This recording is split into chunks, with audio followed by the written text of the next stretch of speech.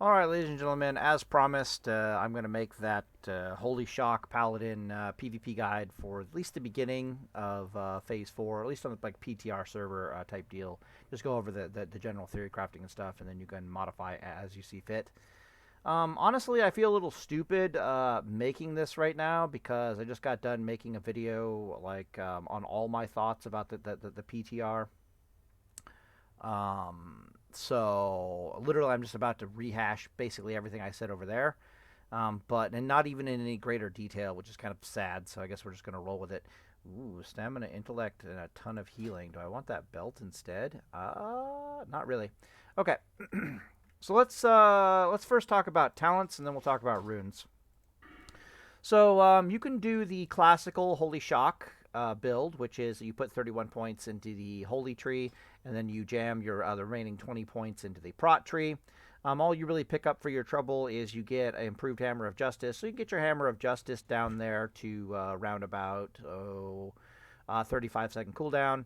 You can also pick up improved Concentration Aura, which is not the worst thing in the world. However, I'm a much bigger fan of going into the the Retribution Tree and being a Shockeye Paladin. So basically, you put 31 points into the Holy Tree. You put at least 17 points into the Retribution Tree. Picking up 2 points in Eye for an Eye. Of course, you pick up Vindication while you're at it because it's actually quite good right now. Otherwise, you just pick up some Critical Strike chance. Get your Judgments on a shorter cooldown. Maybe pick up some move speed if you want like 70 more hit points. Actually really pisses me off. I wish that stopped doing that. But more importantly, you're here for eye for an eye. So paladins have a number of big boy talents, right? And we don't really have a dedicated talent tree as far as PvP is concerned. So generally speaking, you're just trying to get as many of very specific big boy talents as you can possibly get. So, for example, Reckoning is a big boy talent. Eye for an Eye is a big boy talent. Vindication right now is a big boy talent. Repentance is a big boy talent. Holy Shock is a big boy talent. Illumination is actually a really big deal. Divine Favor is a really big deal. Holy Shield's a really big deal. Even Healing in Combat and Consecration are actually a big deal. One of the underrated talents is over here, Healing Light. Healing Light is actually worth about 200-ish plus healing. It's actually a big deal if you have Healing Light on your Paladin or you don't have Healing Light on your Paladin. So, for example, my Healing Rec Paladin, it doesn't have it, and I have to take note of that. So my healing is significantly weaker because of that. But, of course, I do have access to Healing in Combat. I have the Reckoning talent, and I do have Eye for an Eye and Vindication with that build. So I'm gonna definitely, I think Holy Shock or Shockeye specifically is the better of the two Shockadin builds that you can take. What else do I want to say about this? Eye for an Eye currently is procking dots that crit or AoE damage that crits is currently not procking Reckoning charges, which is weird. But it is still procking Eye for an Eye, which is good. No, there is no diminishing returns on the Eye for an Eye. So if they hit you for 1,000 damage, they will take 300 in return. It's not like it gets reduced by 30% or anything like that. Definitely tested that. All right, so why is this so good compared to the Prot tree, basically? Well, every once in a blue moon, you're going to find yourself as a paladin basically being forced to stop and heal yourself. You're going to be heal locked, as we typically call it, and life gets really mathematical in those circumstances. It's how long you're going to be heal locked for depends entirely upon your HPS versus their DPS, and how much missing health you have. So, for example, if the enemy is doing 1,000 DPS and you're healing for like 1,200 DPS and you're missing 3,000 hit points, you're going to be there for like 15 seconds before you heal yourself to full and you can press W towards the enemy. That is an insane amount of time, and to be perfectly honest, that's probably all your mana bar or the vast majority of your mana bar, and it's just way too long to be heal locked. There are certain things, however, you can do while still heal locked. For example, you can still pelt them with exorcism periodically, particularly if they're casting a classic World of Warcraft spell. As a general rule, the rune spells are using wrath pushback mechanics. They have like a point 0.5 a pushback on the first hit, and then it's like a quarter of a second, and then it's like nothing after that. It's pretty stupid. But the classic WoW spells that people are flinging your way are they still suffer the full 1 second pushback duration. So rather than heal, it's usually best to blast them with exorcism and basically jab them with exorcism. Give them a 1 second worth of spell pushback. Give yourself like 1.5 seconds to either move further away to lessen the damage that you're taking, or to get more up close and personal with them. Holy Shock can also be the same thing can be said for Holy Shock, but she's only a 20-yard range. So if you use the exorcism plus the pushback to get closer, you might be able to double dip, like, because you'll get into Holy Shock range. But it's important to realize that while you're heal locked, it's not the worst idea in the world for you to strike back with your range spells if you can actually pick up a second worth of spell pushback. Because again, it basically if they were doing 1,000 DPS and I give them 1 second of spell pushback with exorcism, yeah, I lose 1,200 healing, but I also denied them like 500 damage, if that makes any sense. Wait, I lose more than 1,200. I lose 1,800 healing. Never mind. It's like 1,200 HPS times 1.5. Okay, so I lose quite a bit of healing, but you get the idea. Where this really starts coming into play is Eye for an Eye doesn't really mess around when it comes to chip damage, and she has some other weird mechanics. So the reason why you're taking Eye for an Eye is because you're going to try to cause chip damage on your enemies over time using a combination of Purifying Power and Exorcism and your Holy Shock whenever you can get within range of the enemy. And Eye for an Eye just makes that so much easier to do against enemy spellcasters. The other reason why you really want to take Eye for an Eye on your Holy Shock Paladin is... what am I trying to say here? She causes spell pushback. The damage done for Eye for an Eye actually does cause spell pushback.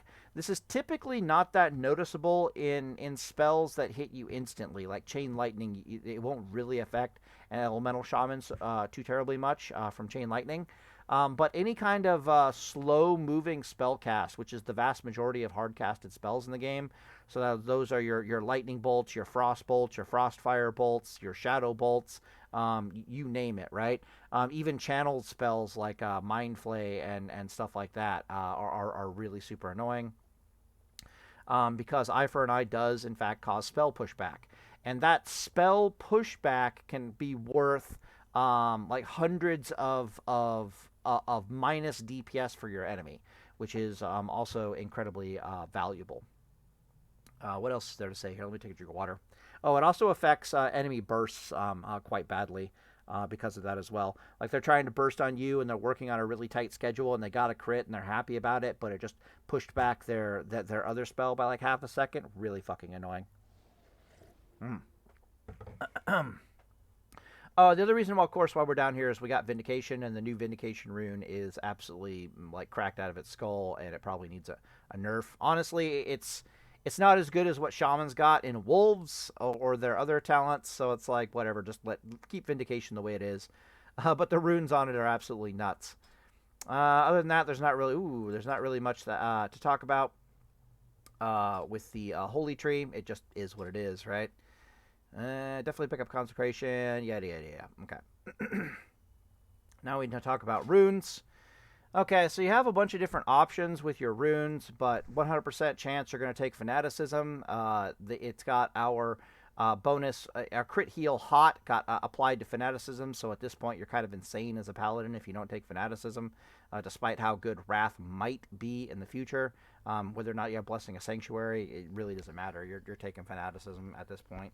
It kind of makes the other runes really suck, or PvE specific, I suppose you could say. Here you have an option in your chest.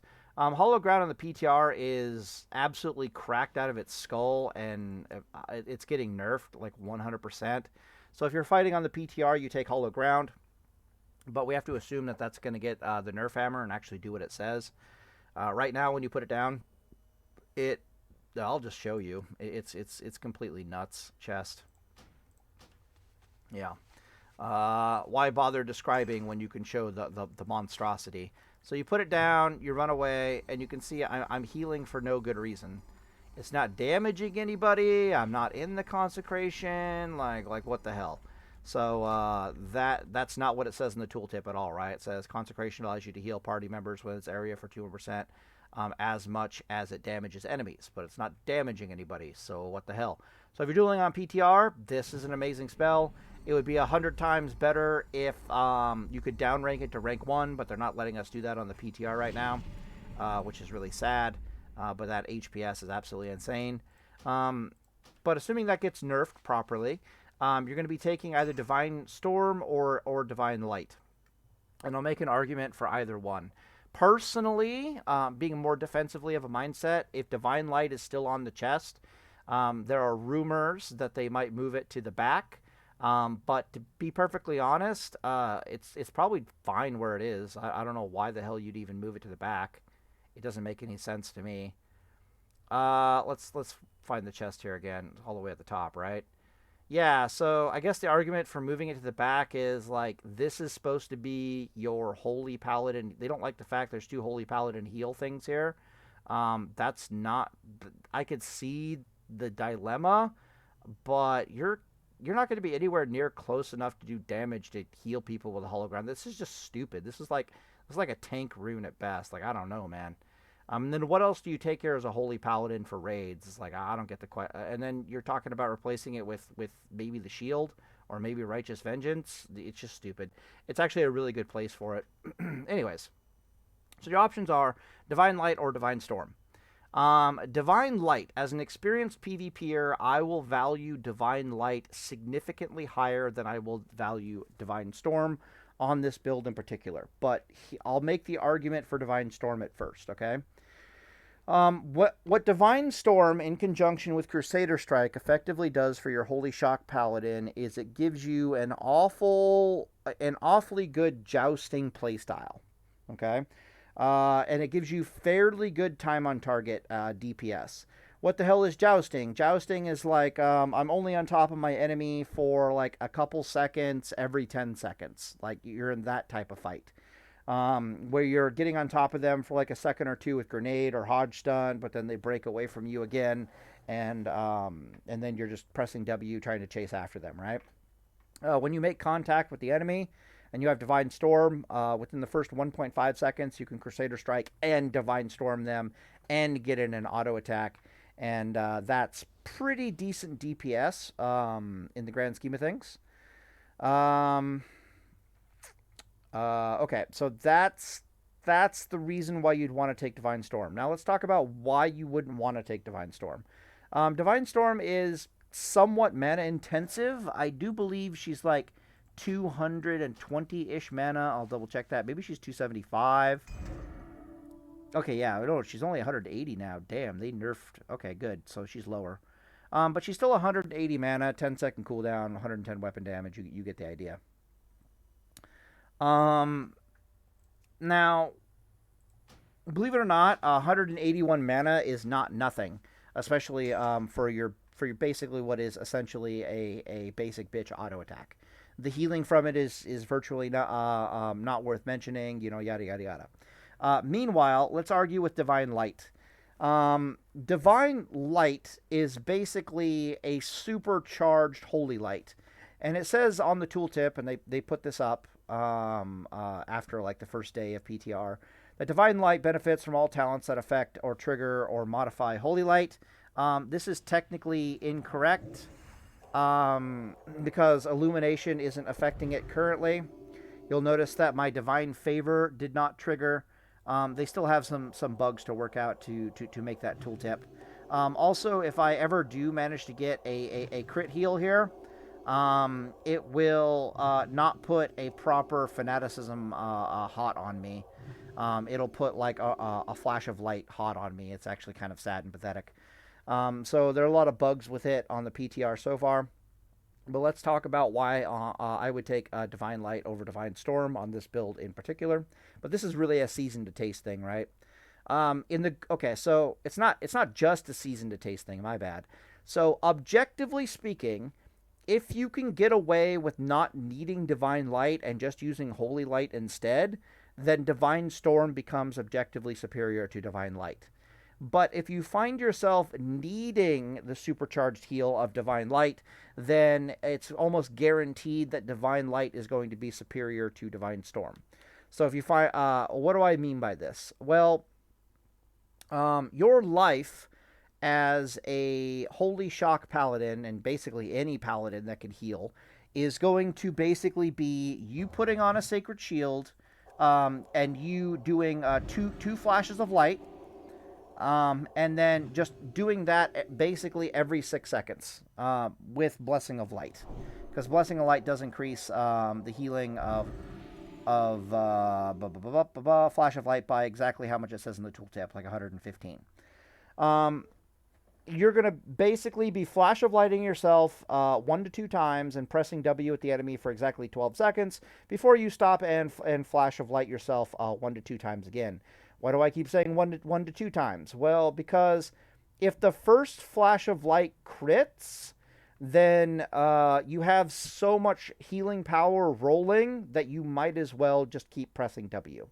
But if the first Flash of Light doesn't crit, then you go for the second Flash of Light to try to actually get the crit, and whether you get the crit or not, it doesn't matter. You just keep pressing a W towards the enemy.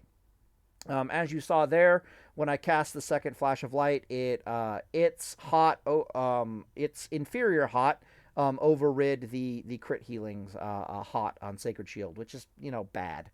But that's your lifestyle. Every 12 seconds, you're going to be casting 1 to 2 flashes of light, and you're going to be pressing W towards the enemy. This will be about 300-ish HPS. That is a decent amount of HPS. You will have to periodically, and I'm talking like once every 20 seconds, once every 24 seconds or something like that of combat, you're going to need to stop and actually Flash of Light, not just Flash of Light yourself, but also put in top yourself off with Holy Lights. This 300 HPS will not be enough HPS for you to basically sustain your maximum life all the time. But as we talked about before, when you're heal locked, your life becomes a mathematical equation, and the more powerful heal will get you out of heal lock faster, which means that you can press W towards the enemy quicker, which means that you can do more damage mitigation by threatening to be forcing them to run around, or by jumping physically on top of them. You get mobile faster, which has innumerable benefits, okay, than Holy Light. So, for example, if I find myself heal locked, I might have to cast 4 Holy Lights to top myself off under those conditions. I might only have to cast 2 of these Divine Lights. And the next thing I know, I have 5 more seconds to press W towards the enemy, which is objectively terrifying, right? Because you get all the benefits of pressing W towards the enemy. There are other benefits. So, for example, if you Hodge stun them, or grenade stun them for 3 seconds, and you put 1 big boy heal into yourself, you're going to want it to be a Divine Light. If you Avenger shield them and slow them down, you're like, oh, I need to heal, let me just Avenger shield them really fast, and then I'll put a Flash of Light and a Holy Light into myself, and then press W towards the enemy again. You're going to want the big boy heal. The big boy heal gives you so much tempo advantage that it's hard to picture an experienced Holy Shock Paladin taking Divine Storm over Divine Light. But we'll get into that in a second. The other thing that Divine Light is doing for you is that she's so healing efficient and so tempo healing efficient that she's freeing up Holy Shock to be used offensively more often.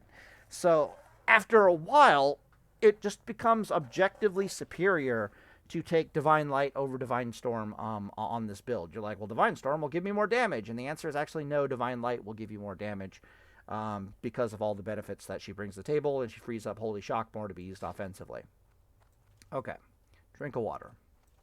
Right, we're still doing runes. Next rune that might be controversial is that you are taking Avenger Shield. You could take Aura Mastery, but Avenger Shield is just going to be far more deadly for the enemy. The reason behind this is that while... how do I put this? When you're pressing W towards an enemy and you're not in melee, you're probably going to be using a two-hander. That way, when you make contact, you know, you got a powerful auto attack and you got Crusader Strike.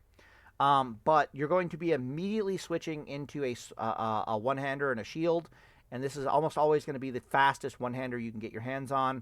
Possibly a specialist one-handed weapon with either Lifesteal or Edward the Odd, for example, for its bonus healing. You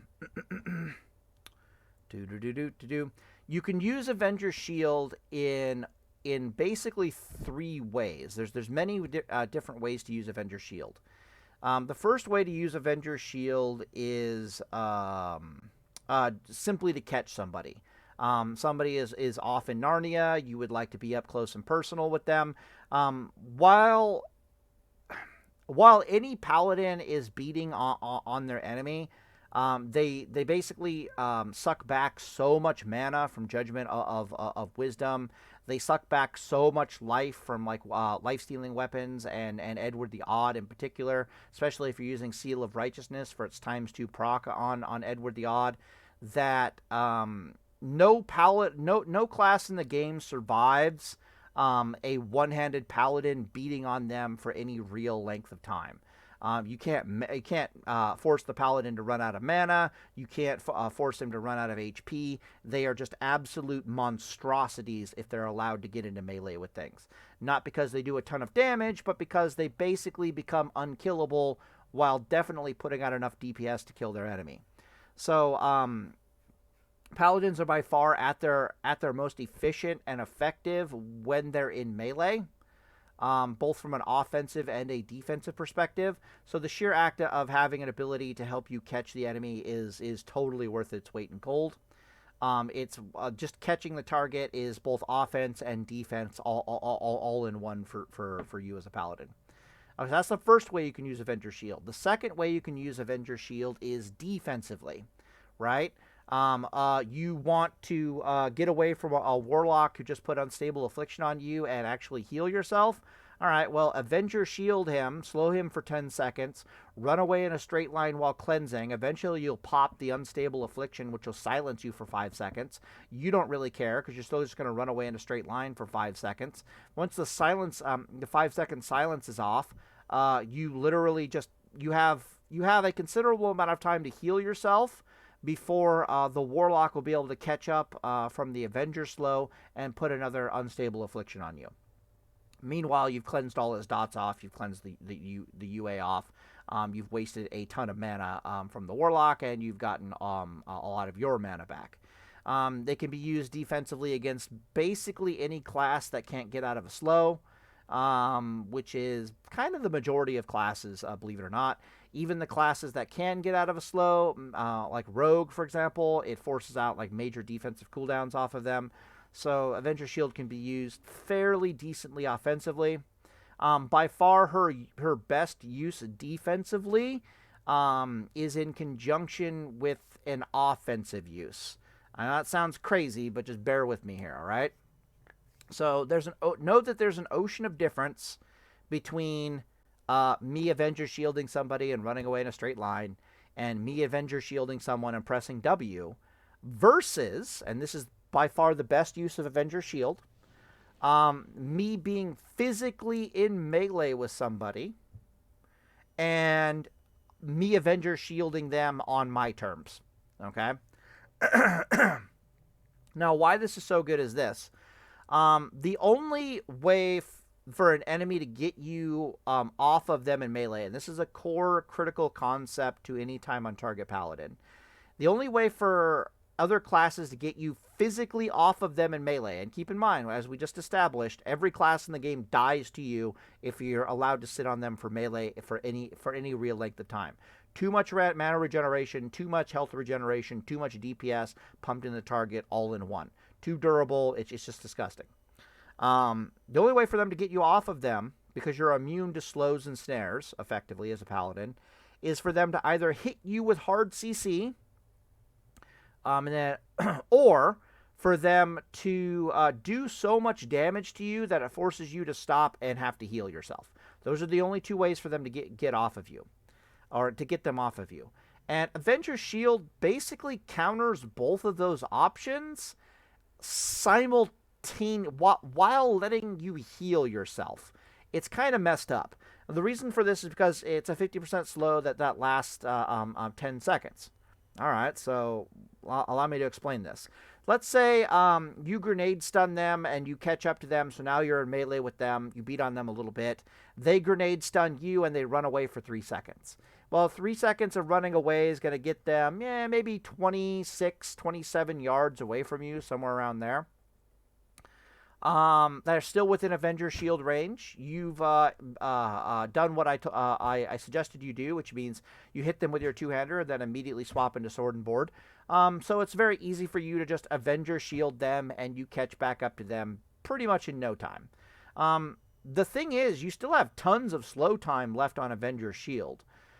So what you really should do is Avenger Shield them, then put a Holy Light or a Flash of Light or two into yourself, because you have the time to do it, and then chase them down and get back into melee. That's what I mean by it kind of counters it and it lets you heal at the same time. The other option, of course, the other scenario is that they've done so much damage to you in melee that you're forced to stop and heal yourself. But the exact same scenario plays out effectively, right? You just Avenger Shield, slow them down, or you just literally go for a Holy Light and then Avenger Shield them. You have plenty of time to heal yourself to full while they're slowed for 10 seconds and still chase them down and get back into melee with them. Avenger Shield is absolutely terrifying. The only thing that was ever holding her back in Season of Discovery was the fact that we were basically pigeonholed into taking Exorcism. Exorcism was just too good and synergized with too many things. But Avenger Shield was always on the radar for being absolutely terrifying. So offensively, defensively, tactically is the third option, as I like to say it. She is absolutely amazing. She also synergizes spectacularly with the new big boy heal tempo-wise, if you understand time and distances. Yeah. What I'm basically trying to say is you've got about 3 to 4 seconds, somewhere around there. Like if you slow them for 10 seconds and then you go for a heal, you've only got like 3 to 4 seconds worth of time to put a heal into yourself before you have to press W and catch back up to the enemy again. But that's plenty of time for a double Flash of Light. That's plenty of time for a Flash of Light and one Holy Light. Possibly, maybe you want to not do that. You can't do 2 Holy Lights. You don't have enough time for that. But this is also, of course, synergizes spectacularly with Divine Light, because you can Avenger Shield them, stop, put 1 Flash of Light in yourself, put 1 Divine Light into yourself, and just press W at the enemy.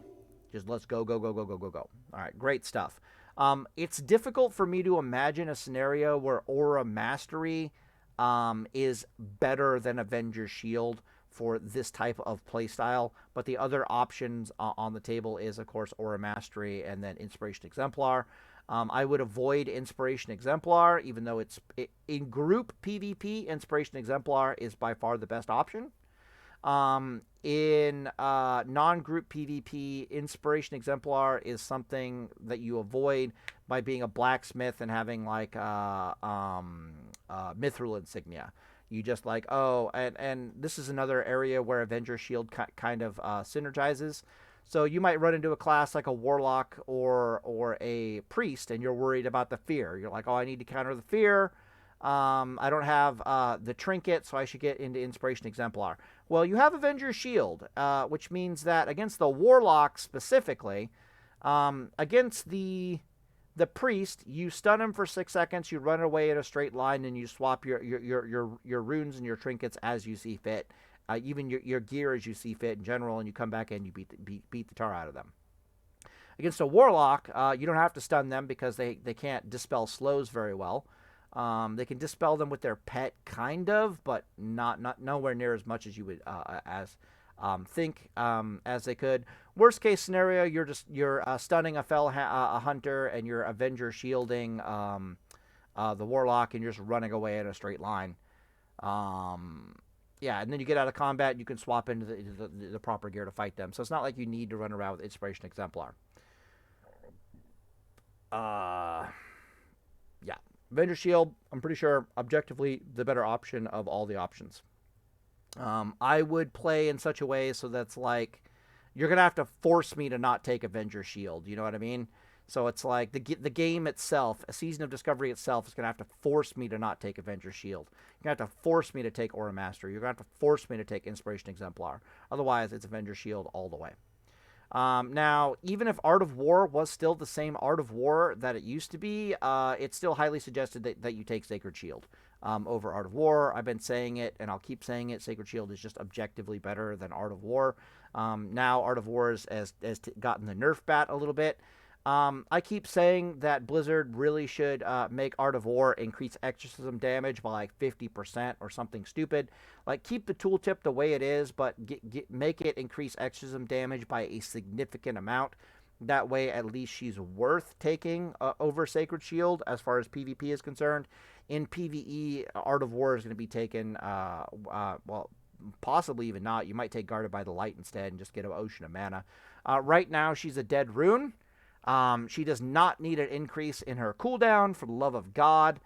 We're trying to steer away from that pigeonholing us into spamming Art of War into Oblivion. So I like the change to Art of War, but she needs like a 50% bonus to exorcism damage. No, I am not joking. That's the only thing that would even remotely bring it in line to how powerful these other options are. Guarded by the Light, insanely powerful in PvE with a twisting meta, and Sacred Shield is insanely powerful in PvP, so this would need to be plus 50% damage to really bring it into line. So yeah, Sacred Shield does what it does, right? Amazing. Here, Improved Hammer of Wrath is good. Light's Grace is good. I like tempo, but if you look at the tempo, like the actual dynamics of the tempo, a lot of the times, I've said this before and I'll say it again, when you're stopping to heal yourself as a Paladin, you have at most 5 seconds, maybe 5.5 seconds to heal yourself, and then you gotta press W, you gotta go. Because if you don't do that, you're giving your enemy like way more mana ticks, like eating and drinking ticks, running ticks than you really want to give them. You're giving them time to get out of combat and get far enough away from you that they can actually mount up. You don't have time to screw around when you're stopping to heal yourself. You have 5, maybe 5.5 seconds to heal yourself, and you got to press W. Years of experience have just beaten this into my head over and over again. I don't have time to dick around with anything except 2 flashes of light. You got time for 3 flashes of light and nothing else. You've got time for 1 flash of light and 1 holy light and nothing else. You might be able to get away with 2 flashes of light and 1 holy light, and then you got to press W. 9 times out of 10 in Classic World of Warcraft, we're just going 2 holy lights and pressing W. But this is the Season of Discovery, so you're probably going flash of light and then 1 holy light, and then possibly squeezing in 1 more flash of light before you got to press W towards the enemy. Point is, you don't have enough time to really dick around with Light's Grace. All Light's Grace is going to do for you is she's going to let you do a double holy light in 4.5 seconds rather than 5 seconds, and you still didn't refresh the 12-second hot on your heal, on your Sacred Shield, which is a problem. So Light's Grace is just terrible. Basically, stay the hell away from it. Improved Hammer of Wrath, it's really good, especially from a mana efficiency perspective. But this build it has eye for an eye, so you're really about the shock damage, so you're going to want to take Purifying Power. Purifying Power in conjunction with Holy Shock is going to be a rather terrifying amount of ranged or medium ranged DPS and chip damage on your enemy. And you could do all of these spell pushback things that we talked about before. In conjunction with Eye for an Eye, it'll do absolutely terrible, awful, no good things to the enemy. That's if you're not using Holy Shock to heal yourself, of course. So we're just taking Purifying Power because there's really nothing else going on here, even remotely worth a damn. They nerfed a Hammer of Righteousness kind of into the ground. So just from a pure DPS perspective, you're still better off using a Purifying Power. What else is there to say? Definitely taking Crusader Strike. We need mana. You could take Hand of Reckoning when you drop below into low life. She's worth like a 25% increase. She's worth like a 10% overall increase in your health, but you can do a lot of terrifying things with that 20% damage reduction when you're below 35% life. For example, when you start eating like whipperoot tubers, healing potions, trinkets that heal you, weapons that life steal, your hots, and all your bubble shields, like all your healing gets a 20% healing bonus. It's objectively disgusting how good Hand of Reckoning actually is.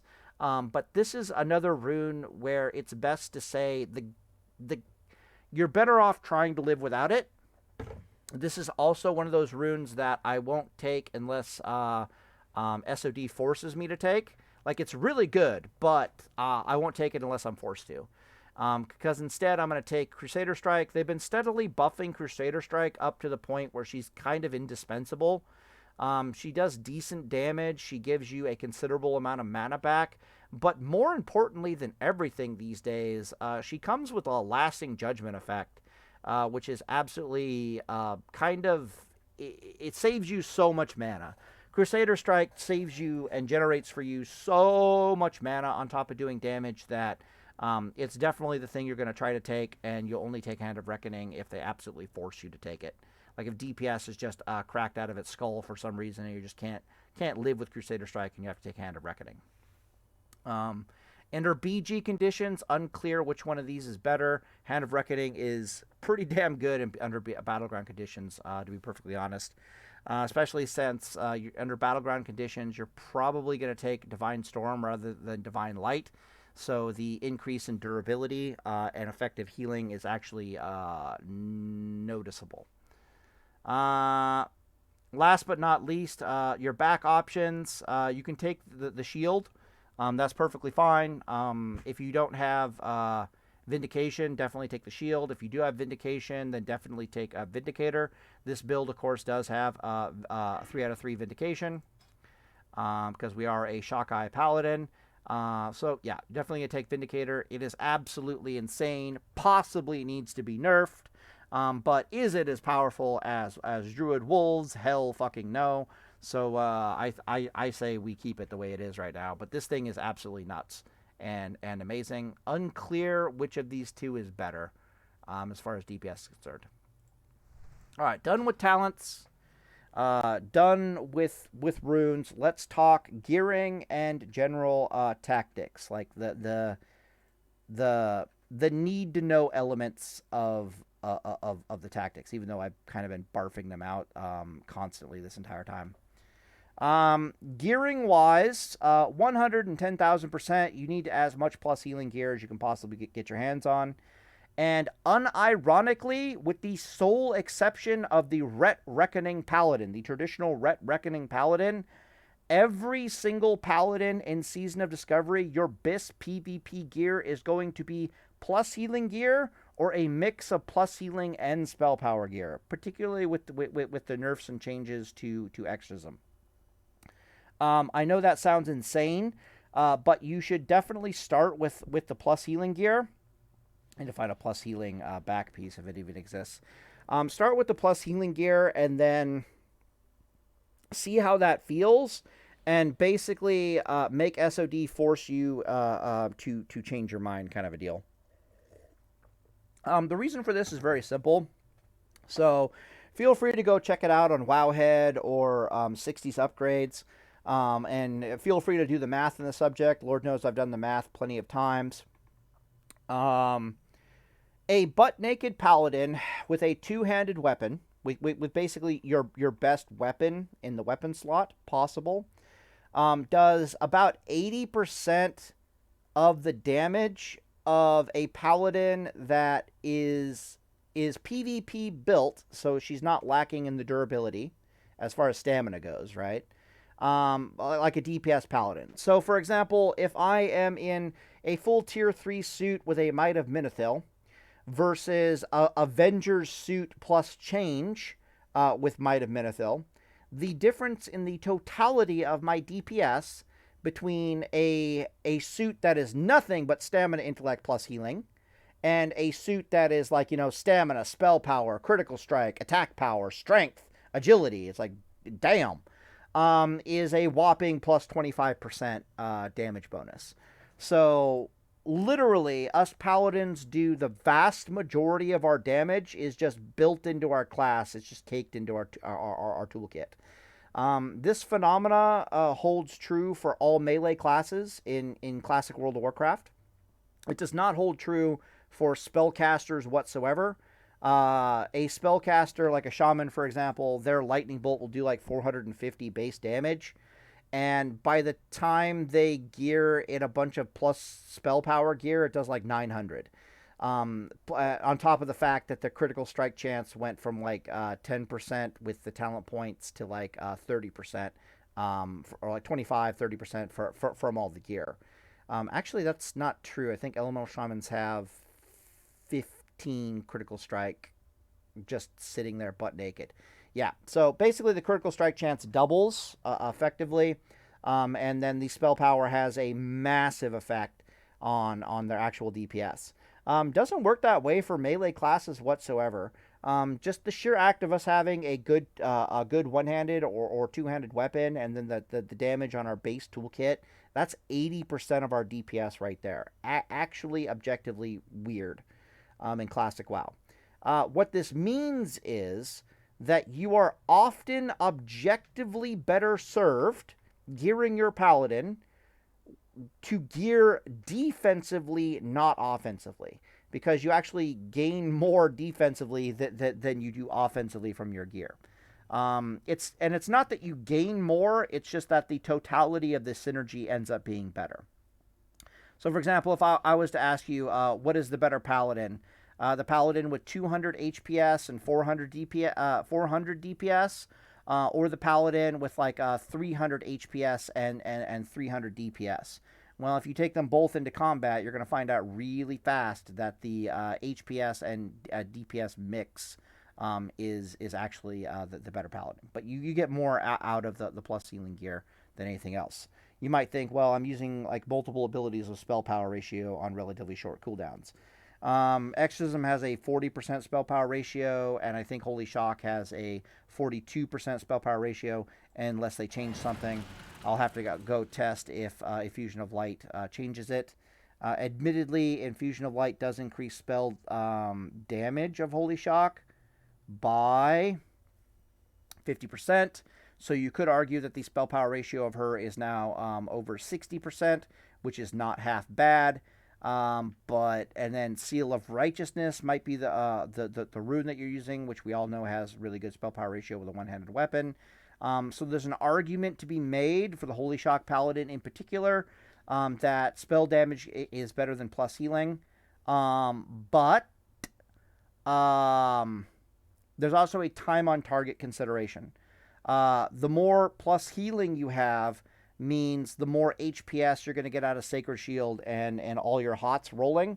They did buff Sacred Shield's spell power ratio. She used to be a 42% spell power ratio, same as Holy Shock, same as a Flash of Light. Currently, she is a 58% spell power ratio. So she synergizes that also the shield damage absorb is currently not being nerfed by the 30% PvP healing reduction. So when your Sacred Shield absorbs 500 damage in PvP, she also absorbs 500 damage, whereas the healing stuff is nerfed by 30%. The point is that, again, it's a tempo thing, right? It's a time on target thing. A lot of people are obsessed with increasing their damage and not obsessed with increasing how many seconds they get to pump that damage into the enemy.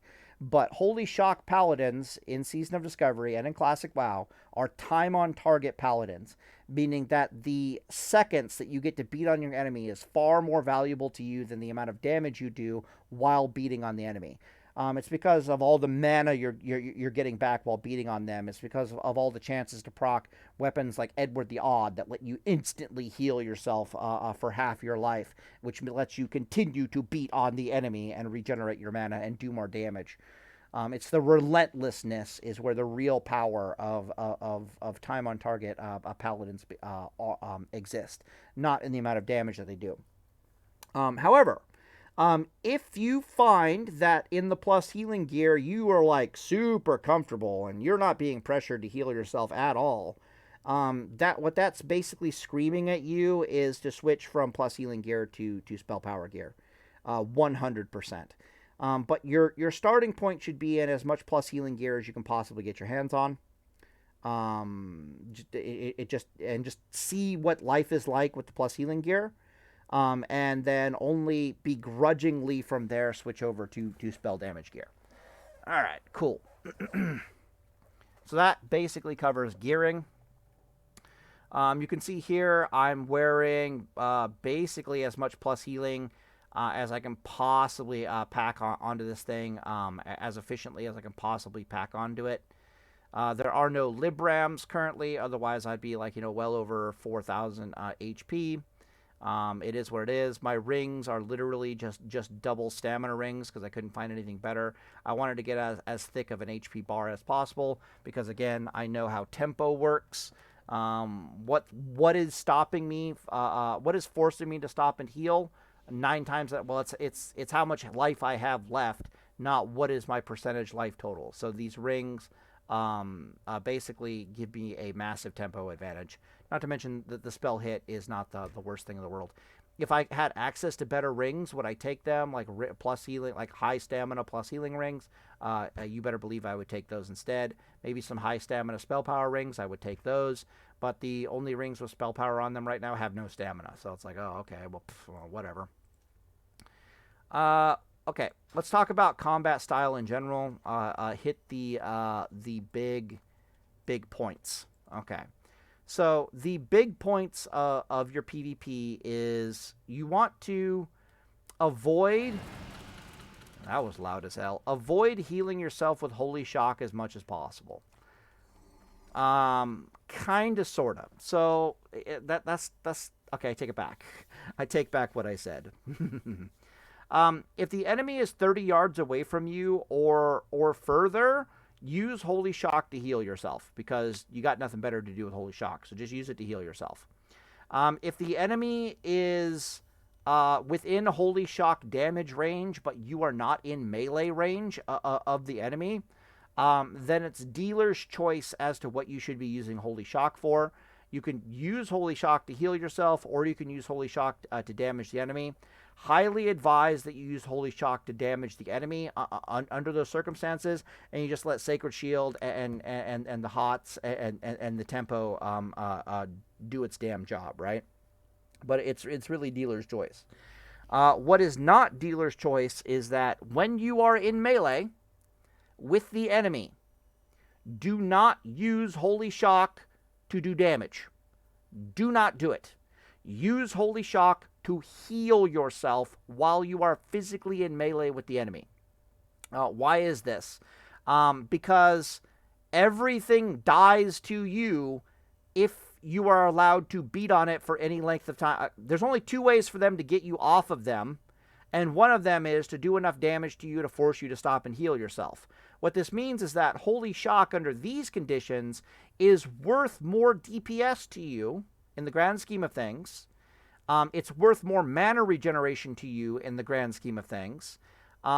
It's worth more tactically to you in the grand scheme of things if you're using Holy Shock to keep you to not have to stop and heal so much, if that makes any sense. Because having to stop and Flash of Light yourself is really bad compared to just having to Holy Shock. heal yourself, but you get to keep beating on the target, kind of deal. You'll end up doing more DPS. You'll end up making it more of the enemy's problem to get them physically off of you, so they might feel like they need to grenade you to get you off of them, which is just super to your advantage. And just use, if you need to top yourself off healing-wise, that is the job of Avenger's Shield. That is the job of your Hodge Stun predominantly, if that makes any sense. Use Holy Shock to heal yourself. Use Holy Shock to heal yourself. Use Holy Shock to heal yourself. The only time you wouldn't do that is if you're in a matchup where you need to put as much damage on the enemy as possible, in those small windows of time where you have to put damage on them. Particularly in matchups where the enemy is not healing, or if you're just in one of those matchups where your only win condition is chip damage. Mage comes to mind, right? When you're able to damage a mage, you need to put as much damage on them as you possibly can, because you're kind of in this pseudo mana war / chip damage war, right? When you're not cheap and you're able to blast them with exorcisms, you're blasting them with exorcisms. When you're able to blast them with the Holy Shocks, you blast them with the Holy Shocks. When you're able to bitch slap them, you bitch slap them. But they're going to constantly be turning you into a damn sheep and trying to eat and drink back to full life. You're going to want the additional deep... Since sheep's doing the healing on you anyways, there's no point to heal yourself with Holy Shock. Just use it offensively and try to do chip damage on them unless, you desperately need it for defensive purposes. Rogues also comes to mind. There's not really... Unless a rogue is literally going toe-to-toe with you, there's no real point in using Holy Shock to heal yourself. You probably have a bunch of poisons on you anyways, so what the hell's the point? You might as well use Holy Shock purely offensively, do as much chip damage to them as possible. Same deal with Warrior. They put Mortal Strike on you. It's like, okay, what's the point? I might as well use it to do damage. Yada, yada, yada. Use a two-hander or a one-hander. It's fine to use a spell power-based one-hander when you're pressing W towards enemies. But generally speaking, you want to press W towards enemies using a two-hander. Bitch slap them, Crusader strike them, swap sword and board, start giving them the business with a one-hander. If they get off of you some way, shape, or form, or you need to heal yourself, that's Avenger Shield time. That's Hodge Stun time. When you're pressing W, you're going to be living the life of, like I said before, Sacred Shield. And then you're going to be putting 1 to 2 flashes of light into yourself with Blessing of Light. Where's she at? Yeah, this is pathetic. 1 to 2 flashes of light into yourself with Blessing of Light. If you get a crit heal, you just press W and go. So if it's the first flash of light crit heals, you just press W and go. And this is literally just your life, right? And you may or may not be using Holy Shock to heal yourself. Holy crud, I'm about fell off there. Holy Shock to heal yourself. Anything else to talk about specifically? The build will be much better if we can get away with spell damage gear than plus healing gear. But plus healing gear is still going to be absolutely terrifying and monstrous. And plus healing spell power gear might be situational. Like versus this class under these circumstances, spell power gear is better than plus healing gear. But under these other circumstances, you desperately need plus healing gear. And so it's just going to make it so that your general default suit of running around and doing whatever in is probably going to be either a spell power or a plus healing suit. You're out in the open world doing whatever. You're probably going to be in a spell power suit. But you can use Avenger Shield and Hodge Stun and Grenade Stuns tactically to break a combat and swap into proper gear. Not that big of a deal. What else is there to say?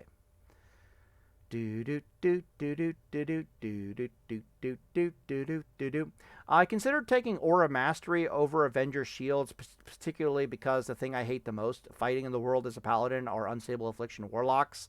And you can use Aura Mastery to basically let you cleanse the Unstable Affliction. But then I remembered that they can't get out of slows very well, and I was like, well, what if I just Avenger Shield bitch slap them and then like run away in a straight line and cleanse and just suffer the 5 seconds? Can I just heal myself that way? And the answer is yes. I think that's all I really have to say. Let's talk about 40,000 foot level.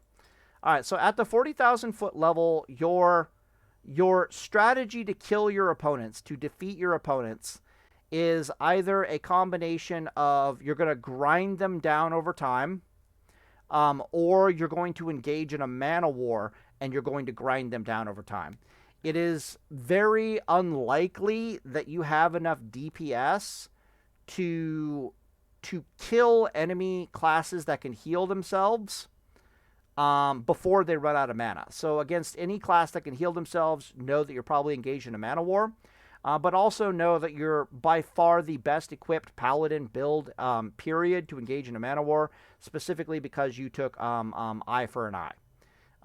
You have Eye for an Eye, you have Illumination, you have Divine Favor, you have Holy Shock capability, you're wearing plus healing gear, you are insanely well equipped. You took Avenger's Shield, you can beat on them to get your mana back, you've got Crusader Strike. You are insanely well equipped to win mana wars with people, especially against Shamans and a bunch of other classes.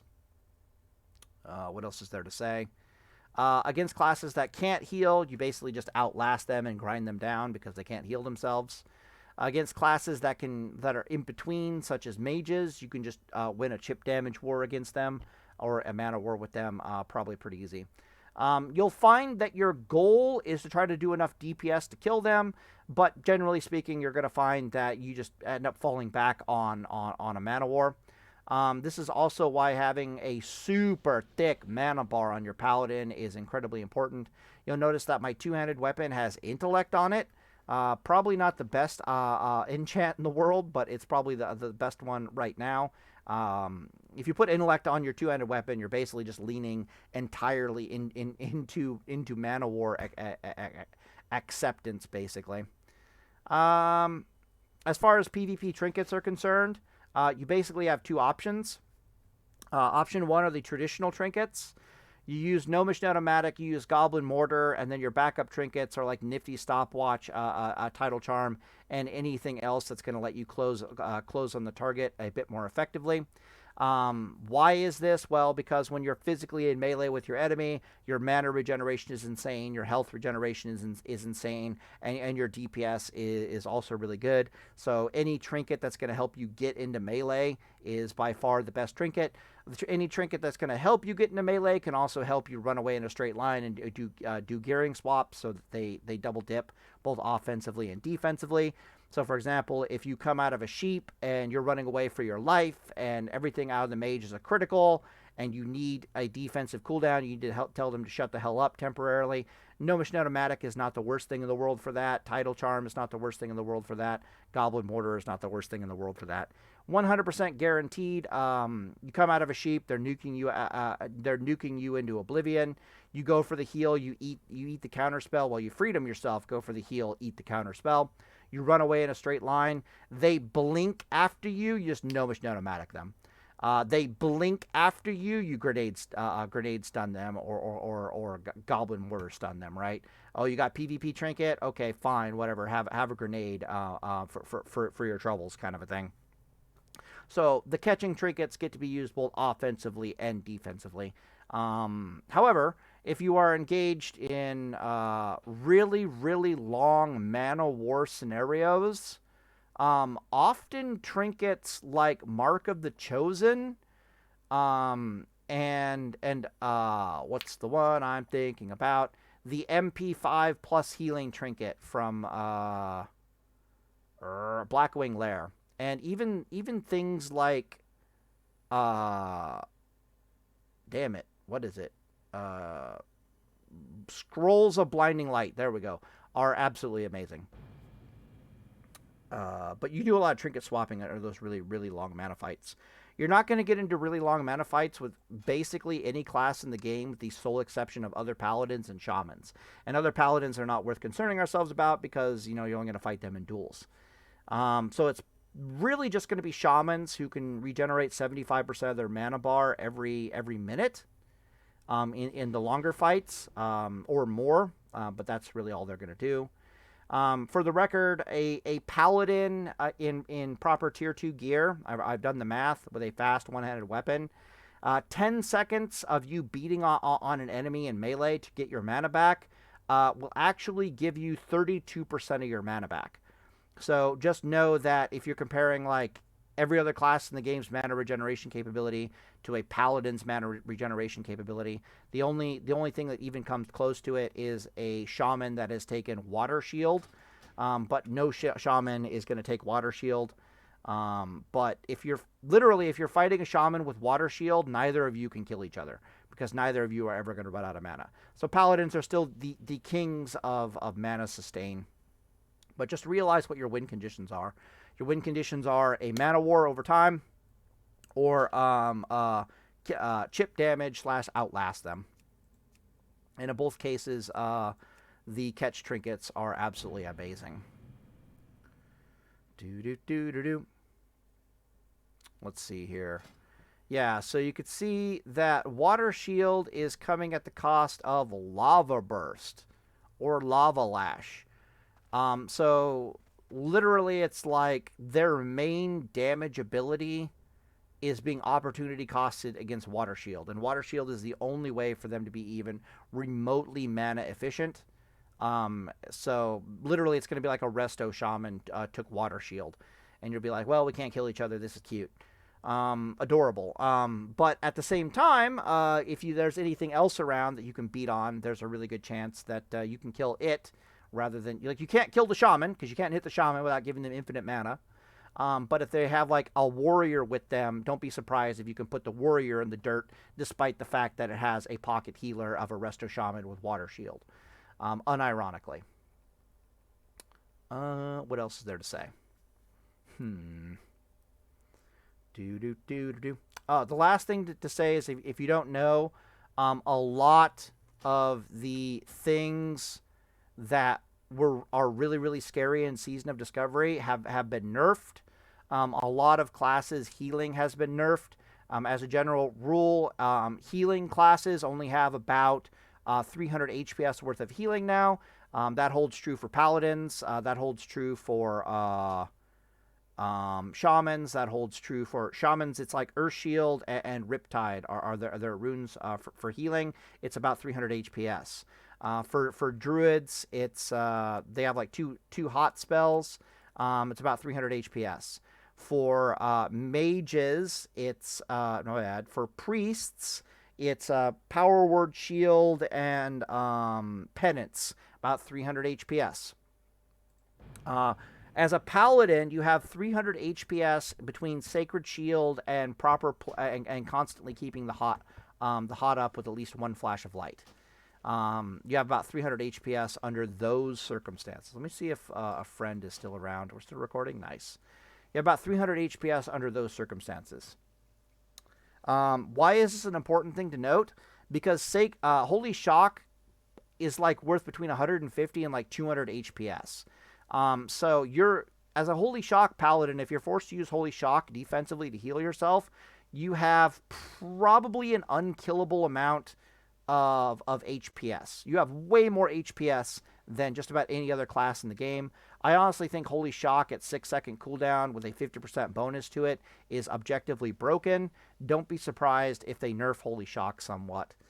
What am I doing on here as Druid? Okay, so remember as Druid that we hated... what is it? We hated Star Surge. Star Surge was hitting us for like 600 damage in like phase 1, if you recall correctly. It was absolutely terrifying. Even in phase 2, phase 3 that we're in right now is terrifying. Look at it now. It's instant cast with no mana, 6-second cooldown, so nothing's changed. The big thing about it is that it increases Starfire, the next Star Surge damage by 80%. There's a buff up here on me, right? So that's Star Surge with it, 1300, and here's maybe a Starfire without it, 700, right? That's the big thing. But Star Surge itself just does Tickle Me Elmo levels of damage. Your Sacred Shield can easily out-absorb this amount of damage by itself. So Sacred Shield and Star Surge's damage will literally just cancel themselves out. Okay, we clear about that? Sweet. So a lot of classes, their healing has been nerfed, or their healing has been buffed, like Paladin, HPS, buffed. Everybody else's HPS, nerfed. Really, really scary instant damage spells have been nerfed. The only thing that really is scary that hasn't been nerfed is Unstable Affliction. So just note that you live in a different landscape as well as having PvP damage reductions, as well as all the buffs that you've gotten to Paladin. It's really kind of fascinating. Personally, I think Paladins are overpowered for PvP right now, but then I turn my head and I look at Elemental Shamans and the damn Wolves, and I'm like, well, maybe we're not that overpowered right now. Like, damn. But Paladins are absolutely terrifying right now.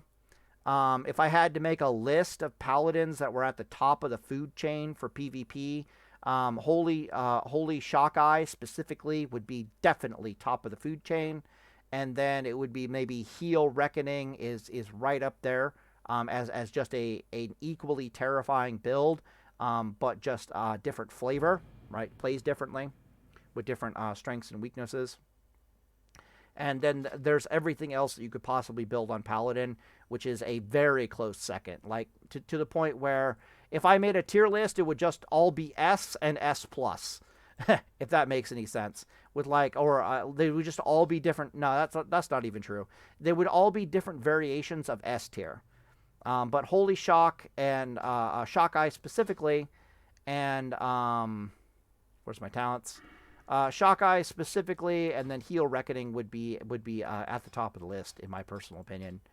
So this is Shock Eye. I've been telling you about this entire time, and of course this is a Heal Reckoning. You got just enough points in the heal tree to pick up Reckoning, to pick up Healing in Combat capability. You have just enough points in Prot to pick up Reckoning, and still be serviceable. And then the rest of your points are picking up Vindication and Eye for an Eye. This build right here specifically is for a Resistance Paladin build. You get 5 points in Spiritual Focus at the cost of missing 1 point in Reckoning, specifically so that you can throw on a fire resist aura and still have 70% pushback immunity. On the PTR currently, we don't have access to Tier 1, so no fire resist there. We don't have access to the fire resist Librams, which sucks. Which means that if I change this build at all, I would strip a point out of Spiritual Focus, I would put the extra point in Reckoning, I'd strip a point out of Hammer of Justice, and I'd put a point in Improved Concentration, and you would sit in 3 out of 3 Improved Concentration Aura for 106% pushback immunity while being a 5 out of 5 Eye for an Eye Reckoning Paladin. Absolutely terrifying. Those are the only 2 Paladins in my assessment that are technically top of the list. But everything else is so close that it might as well be talked about in the same breath as everything else. The only thing this Reckoning Paladin, the Shock Eye Paladin has over basically every other Paladin is you can make your DPS, your HPS go up to an objectively insane degree, like to a broken level. Yeah. So basically, this Paladin never really has to stop and heal itself if it doesn't want to. The Reckoning Paladin does have to stop and heal itself, which is a major negative. She might also have to stop and heal herself for longer periods of time because she doesn't have like plus 12% healing and all that stuff going on. She doesn't have Illumination, so theoretically she's less mana efficient. But all of that is made up for by the fact that you are a Reckoning Eye for an Eye Paladin. So it's like, yes, I'm less mana efficient, but watch me bitch slap you and watch how mana inefficient I am compared to you when you have to heal yourself up from 25% life just because you crit me a little bit too much. Watch the mana efficiency from Eye for an Eye do its thing, and so forth and so on. So in other words, even though I have to sit there and heal myself more often, that time healing isn't wasted because you do have a combination of Eye for an Eye and Reckoning. And subsequently that makes up for the mana inefficiency and yada yada yada. Also, the build is entirely meant to wear very heavy fire resist. Let me log out really fast here and I'll show it. Pause the video really quickly. All right, we should be back. Tools. Gear Planner, Paladin, Dwarf. Right, roger that. Okay, so here's the gear. This is, if you were a Holy Shock Paladin and you were wearing this gear, you would be an insanely unkillable turd. to the point where this is a legitimately good build even for a Holy Shock Paladin. It's so good of a build for a Holy Shock Paladin that I would suggest, well, you can't, if the option existed for like a Lawbringer suit that had spell power rather than healing on it, you would, as a Holy Shock Paladin, you would immediately switch out to the spell power gear as opposed to this gear. As a Reckoning Paladin, you would sit in the plus healing gear. You have a lot less spell power ratio going on as a Reckoning Paladin and as a Deep Ret Paladin these days, so you're better off wearing plus healing gear over spell power. Holy Shock is a different story. She might be better in spell power. But basically, it's a full Lawbringer suit with a Hand of Ragnaros. She has the Onyxia Tooth Pendant because it has fire resist and hit and crit. She has a Tidal Loop ring because it has stamina, spell power, and fire resist. She has a Dark Iron ring for nothing else than I just want a nice thick piece of stamina somewhere on this thing. I'm paying, there's not a lot of stamina on the Tidal Loop, so I want a thicker ring. Myrmidon Signet would also be a really good secondary option. Sheath of Light isn't as good as it used to be, so you're actually using Malleable Defender. The reason why I'm spending the time ending the video talking about this is the only downside to your Holy Shock Paladin is that she's opportunity costed against the Heal Reckoning Paladin. And since you have dual specialization, she's technically not opportunity costed. The things perform spectacularly in the same gear. Whatever struggles with one thing doesn't struggle with the other. So me personally, I'm gonna run around with Shock Eye as my as one of my specializations, and then my main will be Heal Reckoning. Just because I'm painfully aware that Heal Reckoning is absolutely monstrous. I might as well be the two best Paladin PvP builds that I can possibly come up with. And since there's a strong gear overlap, it works just fine. Yeah, so you're a full, almost a full Lawbringer suit, but of course you're picking up the 2-step bonus for 100% proc chance on your judgments. That's what gives, the other suit I think is the seals. Yeah, it's actually the Ret suit, which lets you have multiple seals up at once. Really what you're taking this for, though, is the 2-step bonus. So I might eventually have like some weird hybrid build where it's like two-step bonuses and then like a 4-piece PvP suit. That's also potentially viable. But it's just the fact that I can put Judgment of Wisdom on a target and have Crusader on them at the same time with Seal of Righteousnesses ×2 proc rate, and then Eye for Holy Shock and Exorcism. Like, geez, like, damn, okay, let's just go with that. The fact that I can have multiple seals up for 6 seconds under combat conditions while wielding the fastest one-handed weapon I can possibly get my hands on. I mean, do I even need to, like, I'm going to be using Seal of Righteousness and Seal of Martyrdom at that point. My Edward the Odd's going to proc all over the place, and my mana regeneration is going to be absolutely insane. So, hell yeah. It just is what it is. Nothing really to see here. Got a Dragon's Blood cape, thick stamina cape, fire resist cloak with a fire resist enchant on it. Hopefully you can see a theme starting to pop up here. We are using fire resist Libram enchants on helm and legs, other than like plus 100 HP. So rather than having 4,900-ish HP, you've only got 4,700, but trust me, it's well worth the 200 HP loss in fire resist. Why is this? Well, because in PvP, when people try to kill you, fire resist is always at play, right? When they're trying to kill you, they're going to be using a grenade. They're going to be using Goblin Sapper Charge. They're going to be using Goblin Mortar, or they're going to be a class that just throws fire at you in general on top of using fire damage, or they might have fiery weapon enchant on their weapons. I think rogues use fiery weapon enchant unironically, but they might be using Crusader Strike eventually. Like, geez. So you're never in a situation where the fire resist isn't doing something, and it's often doing more for you than plus 200 HP would. Virtually guaranteed. Not often, virtually guaranteed. So with Hand of Rag and with a fire resist aura, you can see that we're getting over 216 fire resist. That is an over 50% damage reduction. That gives me something like a 58% chance to resist grenade stuns. No, I'm not joking. Feel free to test it. Fire resist has some weird mechanics behind it where they get really consistent. So, for example, any fire resist at level 60 above around 120 to 140 pushes off 20%. I mean, my bad. It pushes off 0% resist from the table, meaning that you will only ever see 25% resisted or better. You will never see anything else happen. I can actually pause the video really fast here and find that for us. Where are we? We're right here. Okay. All right, here we go. So you can go watch this video if you want. Ugh, what are my settings at? Please make them higher. So I did a number of duel videos on Phase 3 because I got kind of angry at people. I told them, go wear this gear Phase 3, and people were like, Paladin, I don't think you know what you're talking about. And I'm like, all right, fine, let me go show it to you. In this gear at level 50, I have 107 fire resist with fire resist aura up. I have 3,900-ish HP with the Wild Blossom Berry food buff. Go get it from Fellwood. You only have to be out of...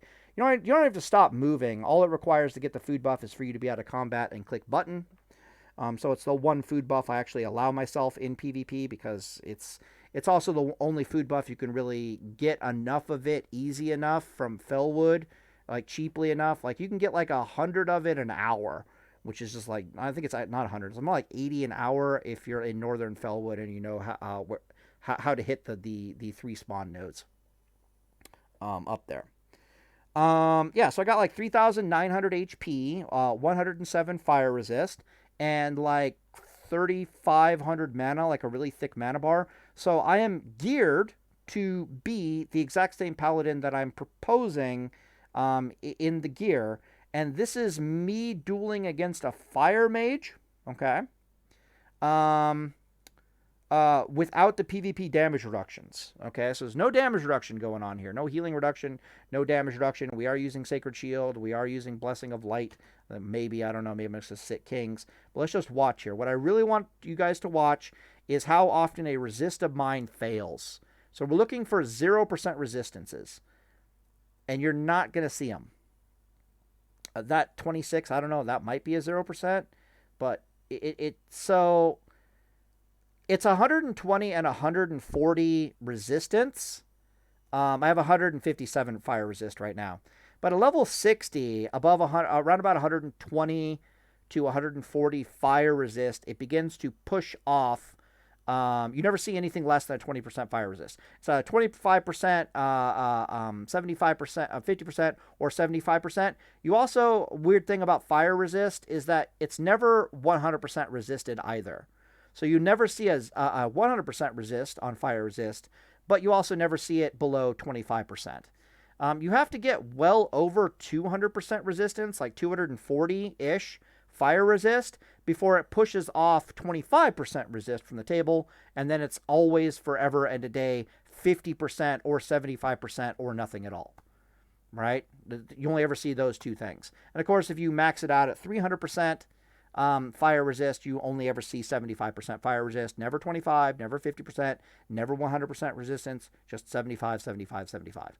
So fire resist is weird and wonky, but in tier 2 and tier 1, she is stackable, and it's highly suggested that you do stack it with Hand of Rag. The only other gearing option where you can really stack fire resist is 5-piece tier 2 and then 3 pieces of something else. Be that 2-piece Marshall's gear, a PvP gear, 3-piece Avengers gear, or be that like what I like to do on Era, which is 5-piece. Let's pause the video here, or don't pause it. Let's no, change realm. We want to go back, pull this up, go on to actually a classic. Cataclysm Classic, World of Warcraft Classic. We'll press play. I want Era if possible, but I don't know if I can get on Era. The other option, which is still amazing in Nax gear on Classic WoW, is 5-piece tier 2 with thick obsidian breastplate, and then 2-piece marshal's gear. And you just, with Hand of Rag, which I don't actually have Hand of Rag, and it makes me really sad. Classic era. White Main? Yeah, I think we live in White Main right now. Logging on to server. Jump on your Paladin. La la la la la. Make sure we are recording. The guy who speaks too much. Yeah, so you'll see here I've got 2-piece marshals, gloves, and leg plates. You'll see that I have a 5-piece judgment set, thick obsidian breastplate on the chest piece, and then I basically have as much fire resist with fire resist enchants as I can possibly pack onto everything. The only thing missing from this build is I don't actually have a Hand of Rag, and the fire resist is quite low because I'm missing a number of pieces of fire resist gear, but it's still 111 fire resist. If I actually took this thing into PvP, it would be up closer to like 170 fire resist. All right, we'll end the video there. But the really big thing about it, fire resist, is she's objectively superior than the HP enchants on the gear, assuming the other gear has fire resist on it. So tier 1 and tier 2. What do I want to say? Oh, is the fact that it gives you an insane chance to resist grenade stuns, right? So if you catch somebody in a grenade and they try to grenade you to get you off of them and it resists because you have over a 55% chance to resist the grenade stun. I have tested it. Me and a friend just sat outside Stormwind for like 15 minutes chucking grenades at each other with 50% fire resist, 200 fire resist, which is a 50% damage reduction, and we had a 55% chance to resist the grenade stuns, and we're like, what the hell? And we just figured that it's 50% plus your base 5% chance to resist stuns. Makes sense, logically speaking.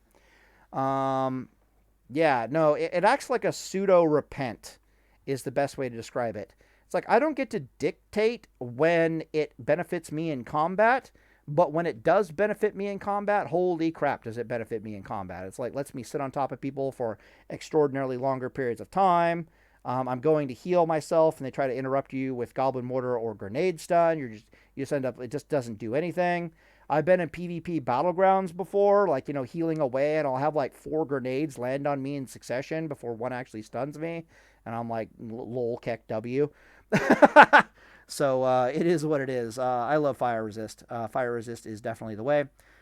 People are complaining about, elemental shamans. I actually want to show that really fast. I'm taking so long with this because I'm trying really hard to make this like a definitive, like, you know, holy shock PvP guide for phase 4, based upon what I can see. So unfortunately, I'm saying a bunch of stuff that when I start talking about Rep Paladin or Reckoning Paladin, I'm just going to end up repeating myself over again. But it is what it is, right?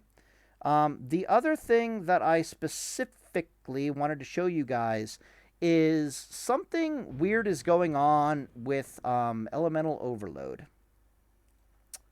Because again, the fact that the landscape is changing matters. So I don't want the target dummies, I want these guys. All right, so you'll notice that I have Elemental Overload here. Let's read the tooltip. Gives your Lightning Bolt, Chain Lightning, Chain Heal, Healing Wave, Lava Burst a 50% chance to cast a second similar spell on the same target at no additional cost, half damage, and no threat. Okay? But then you actually start playtesting the damn thing, and I noticed this in PvP even in Phase 4, is it's kind of sort of secretly been nerfed. Thank God for that too. So let's cast some lightning bolts and realize that there's a 50% chance, supposedly, that I'm going to get extra lightning bolts. No. Okay, there's one. So I think it might work for classic WoW spells like lightning bolt. I think it works perfectly well for lightning bolt. Okay? So you can see the lightning bolts going out. You can see that overload is kind of doing its damn job, right? Maybe it just got lucky there for a second. But the more I cast spells, the more I have questions about if it actually is 50%. Okay, so for lightning bolt, pretty sure it's doing its damn job. Might be doing its job for lava burst. We'll start that going really fast here. Resist. But it's definitely not doing its job for chain lightning. Like, let me know when you find a chain lightning that overloads. Maybe there's one, just one so far. Yeah. So it's definitely not doing its job for chain lightning. It might be coded so that it's a 50% chance to proc for chain lightning if it hits 3 targets. So that's like, 17.5% per target hit. But she is definitely not working for chain lightning, like 50% on a single target. That's an important thing to take note of, right? Also, not entirely sure, but I don't think she's 50% for lava burst either. Feel free to test it, but I'm pretty sure she's 50% for lightning bolt. She's not 50% for lava burst. I suspect she's like 30% for lava burst, and she's definitely not 50% for chain lightning at all. It's kind of a big deal to know that. No idea about the healing. What does it say here? Healing wave. So my holy light, basically. Okay, I'll give it a go. Well, so far, nothing.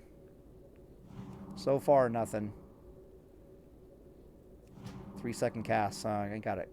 You got no spells in this baby. Yeah, okay. Yeah, definitely not okay. Yeah, definitely not 50% for healing wave.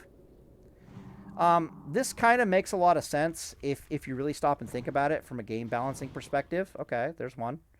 It makes a lot of sense from a game balancing perspective because Overload is this way for PvE, right? To give them more damage in PvE. And when you're in PvE, your most mana efficient, damaging efficient spell that you can possibly throw out as a shaman repeatedly with any real chance is going to be Lightning Bolt. So it makes sense that Lightning Bolt would have, close to the 50%. But Lava Burst and Friends are PvP. Yeah. So maybe it's just Chain Lightning that's funny. But it's important to realize this because there's 2 really scary runes right now for Shaman. One is the one I have on currently, which is Storm, Earth, and Fire, and it gives no cooldown to Chain Lightning. And the other one, of course, is the Little Wolfies of Death.